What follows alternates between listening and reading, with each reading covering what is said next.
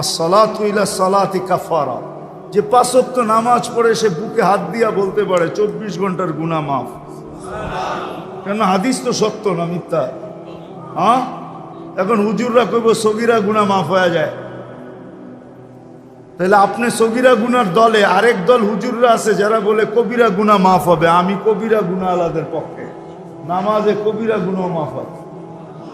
কি নামাজে মাফ হয়? না হয় না? যদি না হইতেন, আরে ইস্তেগফার লাগবে না মেয়ে, যদি না হইতেন তাহলে আল্লাহর রাসূল কেন ওসমান রাদিয়াল্লাহু তাআলা আনহুকে শীতের মৌসুমে বসন্তের সময় বাহিরে নিয়া গাছের ডাল নাড়া দিয়া সমস্ত পাতাগুলা ঝরায়া তারপরে কেন বললো আমার উম্মত যখন ফরজ নামাজ পড়ে গুনাহগুলা এইভাবে ঝরা যায়? ওইখানে কি বলছে নাকি বড় পাতা ছোট পাতা? ওইখানে তো পাতা একটাও ছিল না, ঠিক না? আল্লাহর রাসূল বুঝাইছে কোনো গুনাহই থাকবে না, নামাজ নিজেই ইস্তেগফার। আবার ইস্তেগফার কি? নামাজ নিজেই ইস্তেগফার, নামাজ নিজেই, নামাজ নিজেই জিকির। জিকির আছে কি? হ্যাঁ, নামাজের চেয়ে বড়? হ্যাঁ, আকিমিস সালাতা লিযিকরি, নামাজের চেয়ে বড় জিকির আবার কি?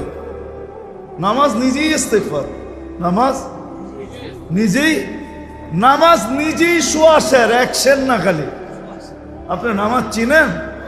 হ্যাঁ, যদি সুয়াশের না হইতো আল্লাহর রাসূল কেন বলতো ইদা সালুহা সালুহা সাইরুল আমাল, নামাজ ওকে, তোমার পরিপূর্ণ জীবনটা ওকে, সর্ব লাইন ওকে, সর্বদিক ওকে।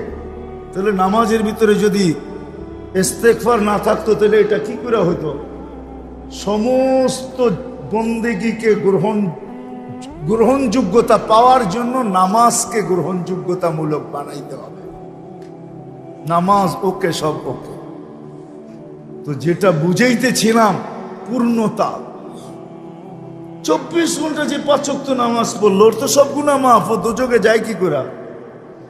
আর তারপরেও যদি কিছু বেঁচে গেল তো বলতেছে আল জুমাতু ইলাল জুমাতি কাফারা, এক জুমার থেকে আরেক জুমায় পা দিবে, পুরা সপ্তাহটা মাফ,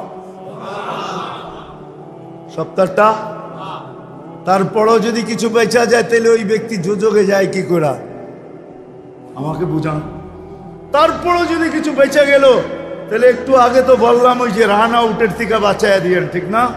হ্যাঁ, রমজানে পা দিতে দেরি, রমাদান ইলা রমাদান কাফারা, রমজান থেকে রমজানে পা দিতে দেরি, পুরা বৎসরের গুনাহ মাফ হইতে দেরি। হ্যাঁ, মাফ হইতে